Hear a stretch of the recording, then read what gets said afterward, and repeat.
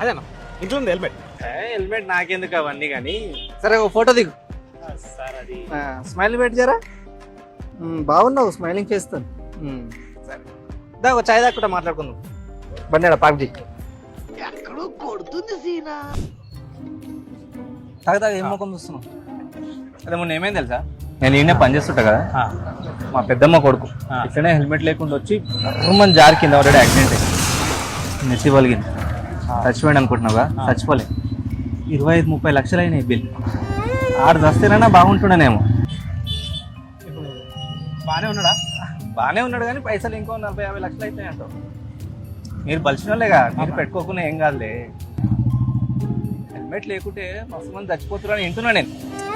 చెప్తున్నా జస్ట్ అంతే. లేదు సార్ కొంటావు నువ్వు అట్లనే అంటారు, నాకు మస్తు మంది చెప్తారు నాకు అట్లా. చాయ్ తాగు, చాయ్ తాగు.